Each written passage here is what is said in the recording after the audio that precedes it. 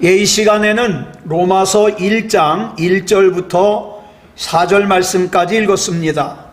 오늘은 로마서 첫 번째 시간으로 부제목은 바울을 복음 속으로 밀어 넣으시다 입니다. 바울을 복음 속으로 밀어 넣으시다.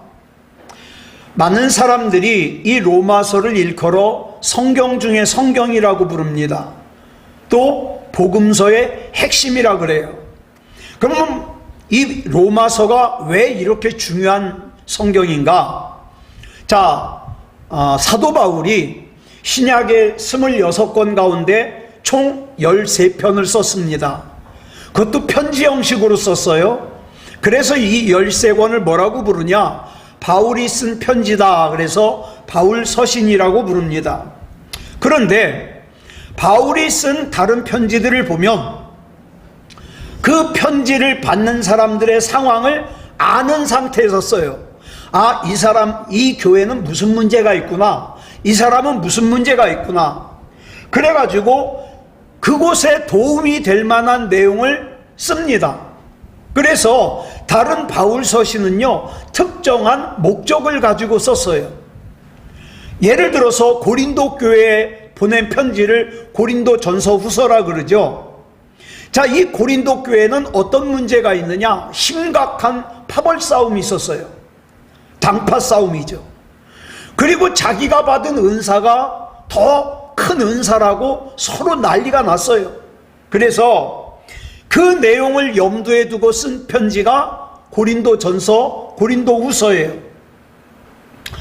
성령의 은사를 받은 고린도 교회 교인들이 자기가 받은 은사가 더 대단하다고, 방언이 대단하다고, 예언이 대단하다고 막 경쟁을 했는데, 사도 바울이 그들의 그런 잘못을 갖다가 지적하면서 뭐라고 얘기를 합니까? 가장 좋은 은사는 사랑이다. 사랑이 없으면 너희들 받은 은사, 방언, 그거 꽹가리 소리 같다. 이렇게 얘기를 하잖아요. 그러면서 사랑이 없는 은사는 아무 소용이 없다. 이렇게 기록을 합니다.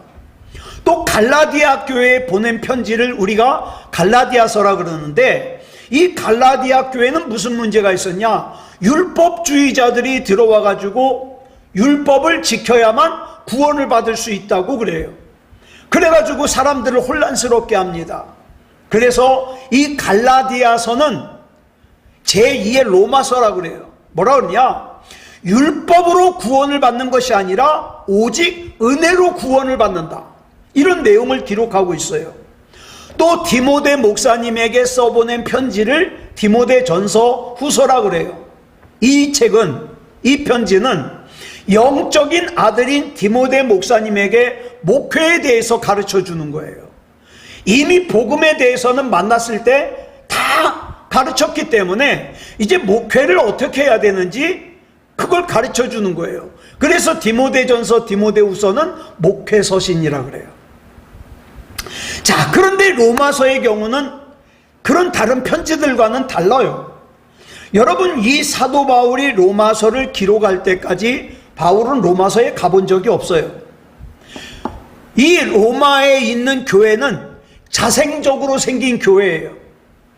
그래서 어떻습니까? 복음이 체계적으로 양육되질 못했어요.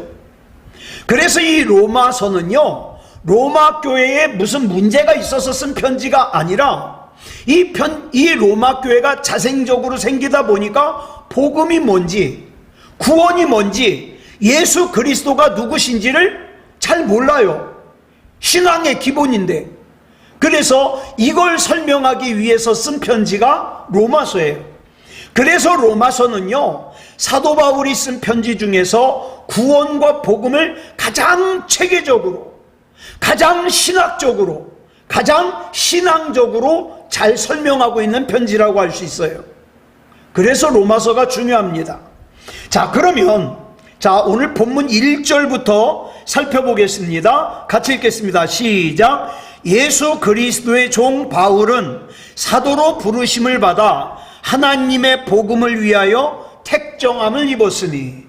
여기 보니까 사도 바울은 로마에 편지를 하면서 먼저 자기를 뭐라고 소개를 하느냐? 예수 그리스도의 종이라고 소개를 해요. 그 다음에 또 뭐라고 소개를 해요? 바울이라고 소개를 해요. 그 다음에 또 누구라고 소개하느냐? 사도라고 소개를 합니다. 여기서 자기를 예수 그리스도의 종이라고 소개하는 이유는 나는 어떤 특정한 교파나 교단에 속한 종이 아니다. 나는 예수 그리스도의 종이라는 거예요. 여러분은요, 성결교인이 되면 안 돼요. 장로교인이 되면 안 돼요. 감리교인이 되면 안 돼요. 그럼 뭐가 돼야 될까요? 오직 예수님 믿는 예수교인이 돼야 돼요. 예, 예수교인. 이게 중요한 거예요. 자, 여기서 종이 뭡니까? 종. 자기의 소유권이 전혀 없는 사람을 종이라 그래요. 심지어는 자기 생명까지도 어떻게 해요? 소유권이 자기에게 있는 게 아니라 주인에게 달려 있어요. 여러분, 시편 123편 2절을 보면 종이 어떤 자세를 가져야 되는가를 잘 기록하고 있어요. 같이 보겠습니다. 시작. 상전의 손을 바라보는 종들의 눈같이, 여주인의 손을 바라보는 여종의 눈같이 우리의 눈이 여호와 우리 하나님을 바라보며 우리에게 은혜 베풀어 주시기를 기다리나이다. 그러니까 은혜를 어떻게 기다린다는 거예요? 간절히. 우리는 주의 종 그러면 목회자만 생각합니다. 그렇지 않아요. 주의 종은요, 살든지 죽든지 흥하든지 망하든지 성하든지 쇠하든지 전적으로 주인이신 우리 주님 앞에 자기를 맡기는 삶을 사는 사람이라면 다 주의 종이에요. 그런데 진짜 주의 종이 되는 게 쉽지 않아요. 진짜 주의 종이 된다는 건 뭡니까? 내 삶을 100% 우리 주님께 맡기는 거예요. 어쩌면 주님의 뜻을 따르느라고 친한 친구와 멀어질 수도 있어요. 어쩌면 주님의 뜻을 따르느라고 사랑하는 가족과 멀어질 수도 있어요. 어쩌면 주님의 뜻을 따르느라고 억울하게 자존심을 상할 수도 있어요. 어쩌면 주님의 뜻을 따르느라고 물질적으로 손해를 볼 수도 있어요. 그렇기 때문에 잘 들으세요. 이 세상에 기독교인은 많아요. 기독교인은 많지만 진짜 주의 종은 많지 않아요. 목회자들은 많아요. 그런데 진짜 주의 종은 많지 않습니다. 자기 의지대로, 자기 소견에 오른 대로, 자기 마음대로 사는 사람은 절대 주의 종이 아니거든요. 그러므로 훌륭한 주의 종이 되기 위해서는 먼저 깨짐이 있어야 돼요. 내려놓음이 있어야 돼요. 그런데 많은 사람이 자기 것을, 자기 원하는 걸 이루기 위해서 어떻게 합니까? 하나님을 이용해요. 그러면서 종이래요. 주님이래요. 말도 안 되는 얘기죠. 이와 관련해서 이런 얘기가 하나 있어요. 어느 깊은 산 속에 굵고 곧고 아름답게 자란 대나무가 있었습니다. 근데 하나님께서 그 대나무에게 말씀하셔요.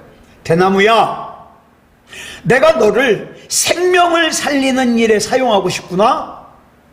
대나무가 기쁘게 대답했죠. 네 주님, 저를 생명을 살리는 일에 사용해 주세요.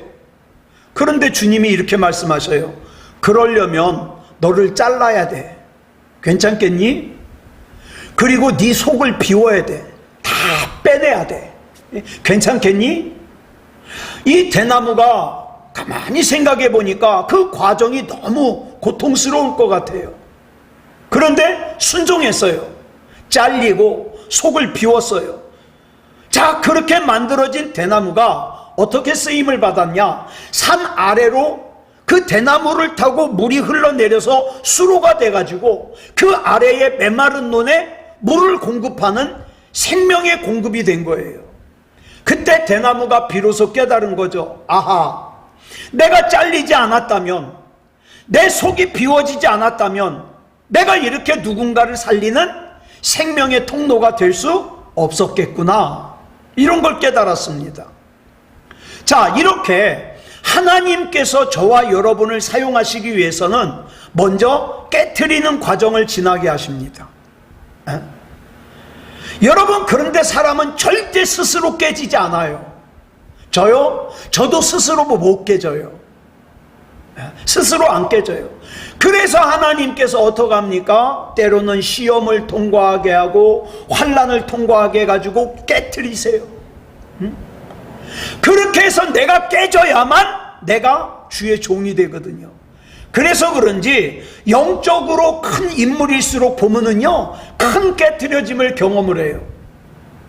자, 그런데 가만히 보면 하나님께서 복을 주시기 전에도 먼저 반드시 깨뜨리십니다. 왜냐하면 깨뜨려지지 않은 상태에서 복을 주시잖아요. 그러면 그 복을 자기 마음대로 사용하다가 어떻게 해요? 죄 짓는 데 사용할 수 있거든요. 예를 들어 돈을 한번 보자고요.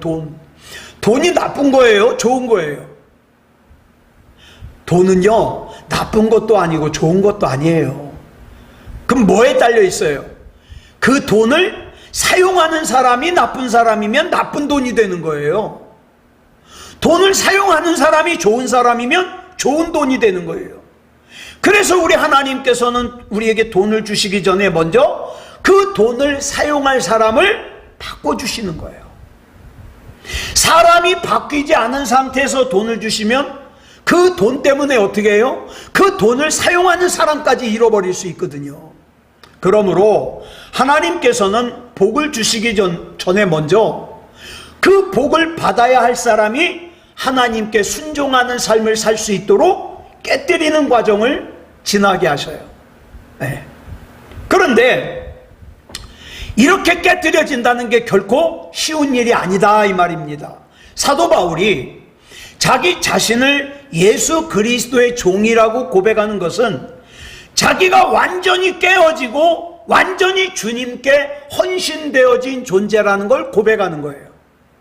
여러분, 우리가 스스로 우리 자신을 우리 주님 앞에 주의 종입니다 라고 고백한다는 건 얼마나 대단한 고백인지 아세요? 이 엄청난 고백이에요. 근데 이 고백에 따르는 행동이 없다면 하나님께 뻥치는 거죠.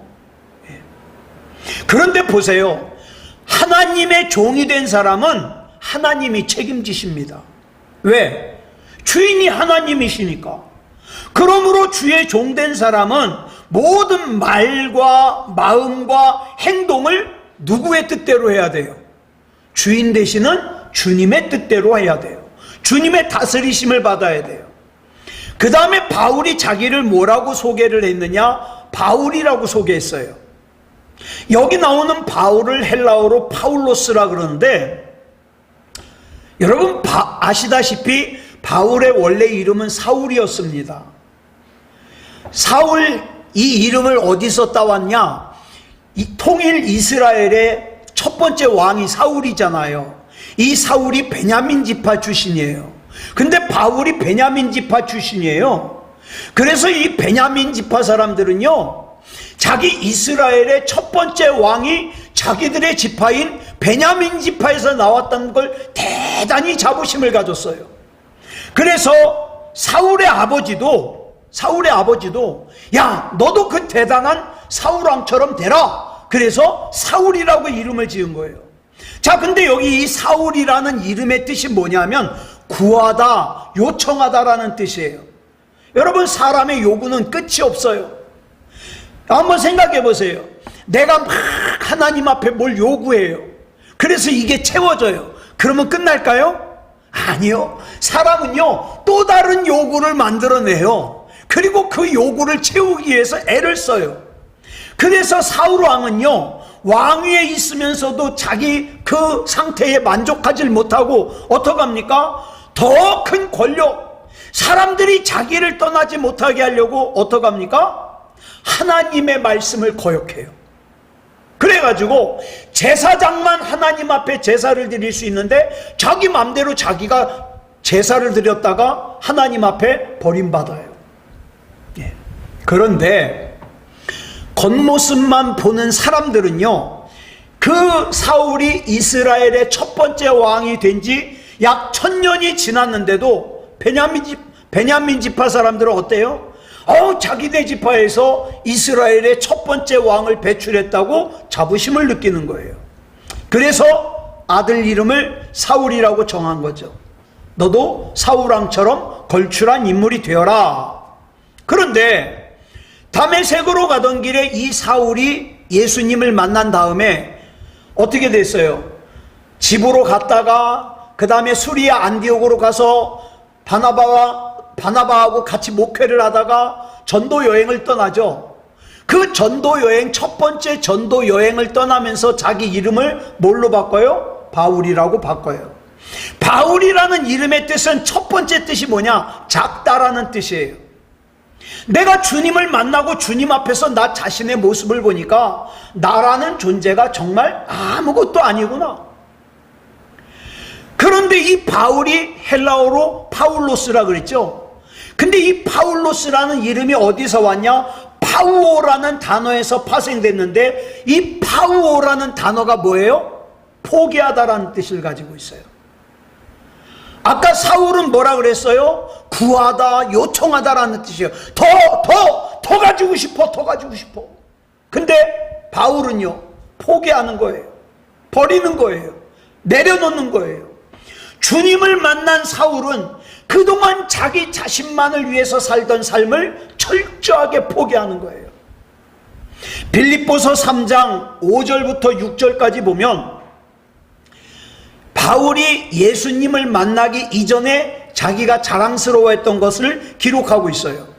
우리 같이 읽어볼까요? 시작. 나는 8일 만에 할례를 받고 이스라엘 족속이요 베냐민 지파요 히브리인 중에 히브리인이요 율법으로는 바리새인이요 열심으로는 교회를 박해하고 율법의 의로는 흠이 없는 자라. 자기가 그렇게 대단한 자였다는 거예요. 그래서 그거 자랑인 거예요. 근데 예수님을 만나고 나서 자랑이 바뀌었어요. 그 다음 7절부터 9절을 보면 예수님을 만나고 난 이후의 자랑이에요. 시작. 그러나 무엇이든지 내게 유익하던 것을 내가 그리스도를 위하여 다 해로 여길 뿐더러 또한 모든 것을 해로 여김은 내 주 그리스도 예수를 아는 지식이 가장 고상하기 때문이라. 내가 그를 위하여 모든 것을 잃어버리고 배설물로 여김은 그리스도를 얻고 그 안에서 발견되려 함이니. 예수님을 만나고 나니까 자랑거리가 딱 하나예요. 뭐예요? 난 예수 그리스도를 얻었다.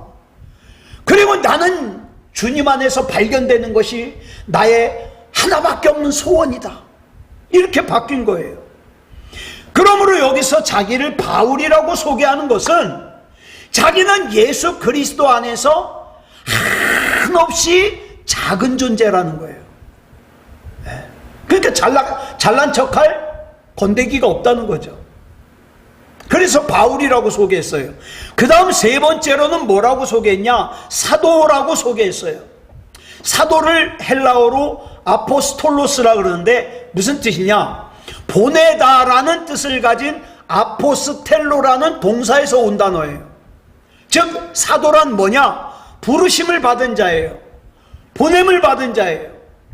자, 보냄을 받았다, 부르심을 받았다. 그러면 보냄을 받은 이유가 있을 거 아니에요. 부르심을 받은 이유가 있을 거 아니에요. 그 이유가 뭐예요? 본문 1절에 이렇게 기록하고 있어요. 빨간색만 시작. 하나님의 복음을 위하여 택정함을 입었으니. 이거예요. 그러니까 이 순서상으로 보면 하나님 안에서 하나님의 복음을 위하여 부르심을 받는 사람들의 첫 번째는 조건이 뭐예요? 주님의 종이 돼야 돼요. 두 번째 조건이 뭐예요? 주님 앞에서 작은 사람이 돼야 돼요. 세 번째 조건이 뭐예요? 부르심을 받은 사람이 돼야 돼요. 자, 그러면 저와 여러분 보자고요. 나는 하나님의 종이 맞습니까? 나는 하나님 앞에서 나의 자금을 합니까? 또 나는 뭘 위해서 부르심을 받았습니까? 우리는 많은 순간에 내 생각 때문에, 내 주장 때문에 주님의 종이 되지 못할 때가 있어요. 아유, 하나님 보세요. 아니 하나님은 나의 하나님 맞는데요, 내 생각이 옳아요, 하나님 앞에. 그 다음에 어떻게 해요? 자존심을 내세워요. 그 자존심 때문에 온전히 작은 사람이 되질 못해요. 또 나만을 위해서 살기 바빠가지고 나를 부르신 목적이 뭔지, 나를 부르신 이유가 뭔지 생각조차 안 해요. 어쩌다 보니까 하루가 지났네? 아무 생각 안 해요. 그런데 사도 바울의 경우를 보면 우리처럼 자격이 없었던 사도 바울을 주님께서 먼저 택하셨어요. 뭐하러 가는 사울을, 예수 믿는 사람들 잡아가지고 박해하려고 하는 사울을 어떻게 해요? 예수님이 먼저 만나주셨어요. 그렇다면 사도 바울은 자기를 왜 이렇게 소개했을까? 오늘 본문을 보면 본문 1절에 그랬잖아요. 하나님의 복음을 위하여 택정함을 입었기 때문에. 근데 원어를 그대로 해석하면 하나님의 복음을 위하여 이거보다 이렇게 해석을 해야 돼요. 복음을 뚫고, 이렇게 복음 속으로, 이렇게 해석해야 더 정확해요. 그러니까 여기서 말하는 복음을 위하여는 복음 속으로, 복음을 뚫고 예수님이 어떻게 해요? 밀어넣었다 이 말이에요. 바울을 밀어넣었다. 자, 저와 여러분이 예수님 믿어지시죠? 저와 여러분이 이해력이 좋아서가 아니에요. 저와 여러분 IQ가 높아서가 아니에요. 그럼 뭐 때문이에요? 우리 주님이 밀어넣으신 거예요, 복음 속으로. 그래서 주님을 한 번도 본 적이 없는데 믿어져요. 그 주님 앞에 아끼지 않아요. 내 생명조차도. 어떻게 이럴 수가 있어요? 이게 기적 아니에요? 이게 기적이라고요. 불가항력적으로 복음 속으로 밀어넣어지는 거, 이게 기적이라고요. 네. 예레미야 20장 9절을 보면 예레미야가 참 흥미로운 고백을 하죠. 같이 읽겠습니다. 시작. 내가 다시는 여호와를 선포하지 아니하며 그의 이름으로 말하지 아니하리라 하면 나의 마음이 불붙는 것 같아서 골수에 사무치니 답답하여 견딜 수 없나이다. 예레미야가 하나님의 말씀을 전하려고만 하면 사람들이 조롱을 해요, 모욕을 해요, 치욕스럽게 해요, 막 때려요. 그래가지고 신경질 나가지고 나 다시는 너희들 지옥 가든 말든 나 복음 안 전해, 알아서들 해, 그러면서 안 하려고 그러는데, 그렇게 입 닫고 있으니까 이 가슴 속이 불붙는 것 같은 거예요. 견딜 수가 없는 거예요. 그래서 어떻게 해요? 또 그 조롱을 당하면서, 그 모욕을 당하면서, 그 치욕을 당하면서, 그 박해를 당하면서 하나님 말씀을 증거하더라 이 말이에요. 예레미야 역시도 하나님께서 예레미야를 어떻게 해요? 복음 속으로 막 꾸역꾸역 밀어 넣으시는 거예요. 그러니까 이렇게 살 수 있는 거죠. 자기 딴에는 믿음인 줄 알고, 하나님 잘 믿는 줄 알고 엉뚱한 방향으로 열심히 달려가면서 예수 믿는 사람들을 박해하던 바울을 다메섹으로 가는 길을 위해서 만나 주신 것도, 또 그 바울을 갖다가 복음 속으로 꾸역꾸역 밀어 넣으신 것도 주님의 손길이었어요. 근데 그 과정에서 어떻게 했어요? 어려웠어요. 힘들었어요. 그래서 시편 119편 71절에서 뭐라고 고백을 합니까? 빨간색만 시작. 고난당한 것이 내게 유익이라. 왜? 그냥 풀어만 주면은 죄의 종로로 타느라고 자기가 지금 지옥으로 달려가는지 알질 못해요. 그러니까 어떡합니까? 우리 하나님께서 천국으로 꾸역꾸역 밀어 넣으시기 위해서 제동을 거는데, 그 제동이 뭐예요? 고난이에요. 고난이 없으면요 가관이에요. 자기 맘대로 사느라고 가관이에요. 그나마 고난을 당하니까 하나님이라도 한번 부르지. 하나님의 품을 떠나, 하나님의 뜻을 떠나 자기 소견에 옳은 대로 사는 인생을 하나님의 품으로, 하나님의 뜻으로 이끄시기 위해서 제동을 걸어주는 게 뭐예요? 그게 고난이에요. 그냥 놔두면 자기 소견에 오른 대로 사니까. 자, 그리고 오늘 본문 1절을 보니까 택정함을 입었으니 라고 해석된 이 말씀은 뭐냐? 구별함을 받았다 이 말이에요. 구별함을 받았다. 근데 재밌는 것이 여기 택정함을 입다라고 번역된 헬라어가 바리새인 할 때 사용하는 바리새라는 단어예요. 예? 분리된 자들이란 뜻이에요. 자, 그러니까 우리 여기서 중요한 걸 기억해야 돼요. 뭐냐?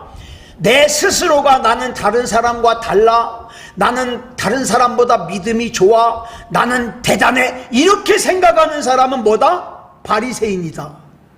왜? 자기가 자기를 구분하니까. 그런데 하나님께서 나를 구분해 주시면 뭐다? 교회다. 교회. 예. 자, 이 바리새인들이 자기네들을 그렇게 스스로 구별하는 기준이 뭐냐? 다 보면은 겉으로 보이는 거예요. 겉으로 보이는 거. 그러나 우리 하나님께서는 저와 여러분에게 뭘 원하십니까? 겉으로 안 보이는 영적인 바리새인, 영적인 구분된 자를 원하시잖아요. 영적으로. 영적인 바리새인은 기쁜 소식인 복음을 위해서 구별되게 삽니다. 하나님께서 사용하시는 그릇은요, 하나님께 사용되지 않으면 깨트려요. 옛날에 기록을 보면은요, 구약시대에 성전에서 사용하던 그릇이 있죠. 그 그릇을 다른 새 그릇으로 교체를 하잖아요. 그러면 그걸 딴 사람들이 갖다 쓰는 게 아니라 다 갖다 깨요. 왕궁에서 쓰던 것도 마찬가지예요. 왕궁에서 사용하던 그릇을 갖다가 새 걸로 바꾸잖아요. 그러면 아유, 그건 뭐 왕궁에서 바꾸면 얼마나 좋겠어요. 근데 그걸 딴 사람들이 갖다 쓰는 게 아니라 없애버려요. 없애버려요. 예. 왜? 다르게 쓰임받으면 안 되니까. 저는 그 글을 읽다가 하나님 앞에 택함받은 저와 여러분이 얼마나 대단한 존재인가. 하나님께서는요, 하나님의 백성으로 저와 여러분을 부르셨는데, 만약에 저와 여러분이 하나님을 거부하잖아요. 그러면 하나님께서 깨트려요. 왜? 하나님께서 쓰시려고 만든 그릇인데 하나님을 거부하면 어떻게 해요? 마귀가 쓰게 내버려 둘 수 없거든요. 그러니까 깨트리는 거예요. 깨트리는 거예요. 그래서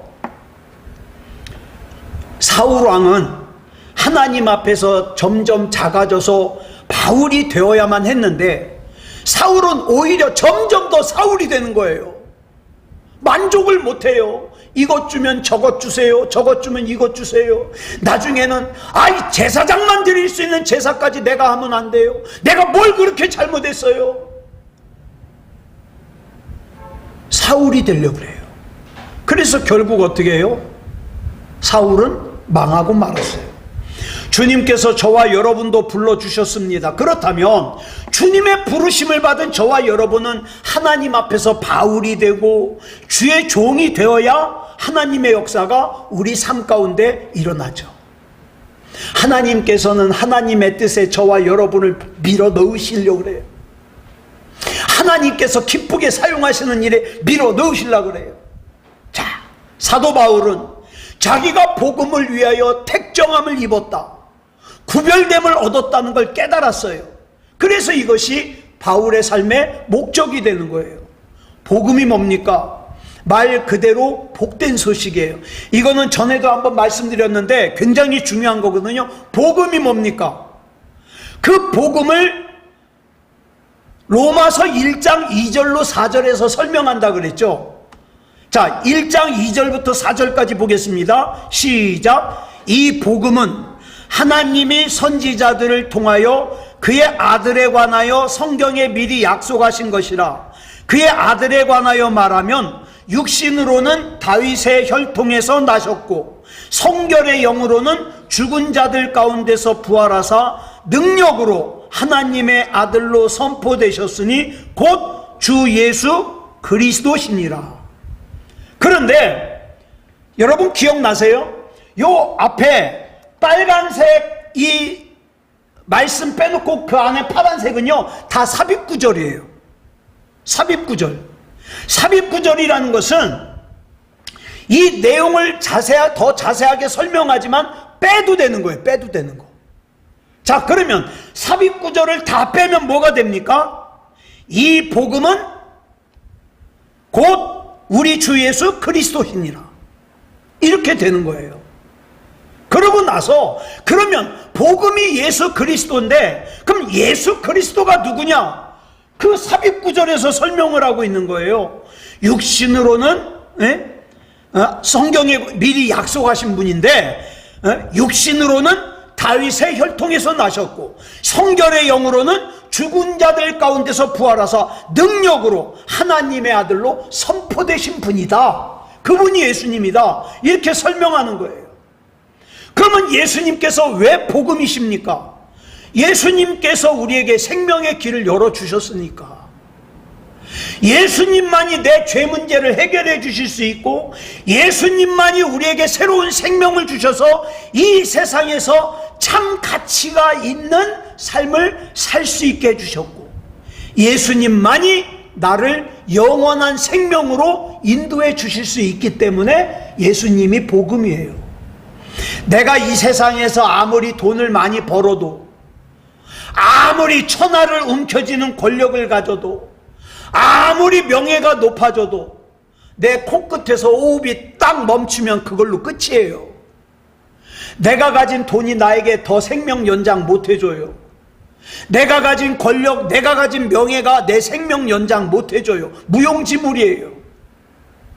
내 생명을 죽음에서 살리실 수 있는 분은 오직 예수 그리스도 한 분뿐이십니다. 그래서 예수 그리스도가 복음이에요. 여러분 성경에 보면 죽었다 살아난 사람들 많죠. 누구예요? 나사로, 회당장 야이로의 딸, 사르반 여인의 아들, 나인성 과부의 아들, 예배 시간에 졸다가 창문에서 떨어져 죽었던 유두고, 다 기도해서 살았잖아요. 근데 이 사람들 중에서 한 사람이라도 지금도 살아있는 사람 있어요? 없어요. 다 다시 죽었어요. 다시 살았다가 지금까지 안 죽은 분은 누구밖에 없어요? 예수님밖에 없어요. 예수님밖에. 자, 그런데 예수님이 부활의 첫 열매가 되셨듯이 그 다음 열매로 우리를 불러주신다는 거예요. 얼마나 놀라운 거예요. 누군가에게 복음을 전한다는 것은 그 사람에게 구원의 길을 알리는 거니까, 사람을 영원히 살리는 길을 알려주는 거니까 이게 얼마나 귀합니까? 만약 누군가 그리스도인은 어떤 삶을 살아야 되는가 물어보면 뭐라고 대답할까요? 대부분이 그럴 거예요. 하나님의 영광을 위해서 살아야 되겠죠? 맞아요. 그러면 하나님의 영광을 위해서 산다는 게 뭡니까? 다른 사람을 살리는 거예요. 왜? 하나님께서 하시는 일 중에 가장 중요한 일이 사람 살리는 일이거든요. 그러니까 우리가 사람을 살릴 때 하나님이 가장 영광스러워해요. 여러분, 하나님께서 우리에게 성경 말씀을 주신 이유가 뭐예요? 우리에게 그 많은 선지자들을 보내주신 이유가 뭐예요? 심지어는 독생자 예수 그리스도를 십자가에 내어주셔서 죽게 하신 이유가 뭐예요? 하나예요. 이유는 사람을 살리기 위해서. 이것을 요한복음 6장 40절에서 이렇게 말씀하고 있어요. 시작. 내 아버지의 뜻은 아들을 보고 믿는 자마다 영생을 얻는 이것이니 마지막 날에 내가 이를 다시 살리리라 하시니라. 이것 때문에 조금이라도 더 많은 사람들이 예수님을 구주로 영접해서 구원받고 영생을 얻는 것, 이게 아버지의 뜻이에요. 그러니까 이 하나님 아버지의 뜻을 내가 힘이 없지만, 나 말 잘 못하지만, 그러나 조금이라도 이걸 하니까 하나님이 영광 받으시는 거예요. 아유, 저 녀석 말주변머리도 없으면서 그래도 생명을 전하려고 애쓰네. 아이고 기특해라. 내가 지금 누군가에게 이 영원한 생명을 있다면, 생명을 전하고 있다면, 그건 내가 이미 생명의 사람이라는 거예요. 내가 이미 생명의 사람이 아니면 잘난 척할 건덕지가 아무것도 없어요. 세상에서 학벌 좋은 거, 돈 많이 가진 거, 명예 있는 거 다 쓰잘데기 없어요. 나한테 영원한 생명이 있는가? 로마서 10장 14절을 보면 내가 하나님을 믿지 않으면 어떻게 한다 그랬어요? 하나님 부를 수가 없어요. 내가 하나님을 부른다는 건 무슨 뜻이냐? 내가 하나님을 믿는다는 뜻이에요. 내가 이렇게 하나님을 믿고 부르기 때문에 또 다른 누군가가 그걸 듣고 하나님을 믿는다, 이 말이죠. 이 일을 현재 하고 있는 사람이 누구예요? 생명의 사람이에요. 그럼 누가 생명의 사람이 될 수 있는가? 나 같은 죄인을 택하셔서 살려주시고 바로 세워주셨다는 사실이 믿어지는 사람, 그래서 사울이 바울이 되는 사람, 주의 종이 되는 사람, 사도가 되는 사람, 그런 사람이 생명의 사람이 될 수 있죠.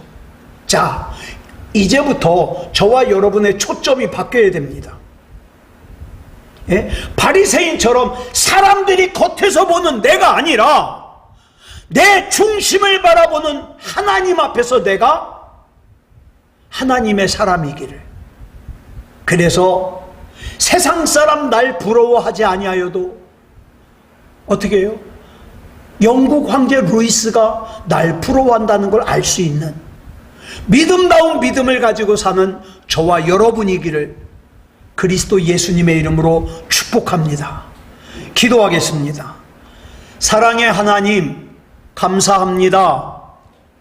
오늘 로마서 첫 번째 시간으로 하나님께서 바울을 복음으로 밀어 넣으시는 걸 살펴봤습니다. 하나님께서 우리도 하나님의 뜻 가운데, 하나님의 계획 가운데 사용하실 때에 하나님 편하게 사용하실 수 있는 우리가 되게 해 주시옵소서. 사랑의 아버지 하나님, 우리 하나님께서 붙잡아 주셔서 우리 남아있는 삶 중에 일부분이라도 헛되이 지나가는 일이 없도록 하나님을 기쁘시게 하는 우리가 되게 하여 주시옵소서. 모든 것을 우리 주님 앞에 맡겨드리오며 그리스도 예수님의 이름으로 감사하며 기도드려 싸움나이다. 아멘.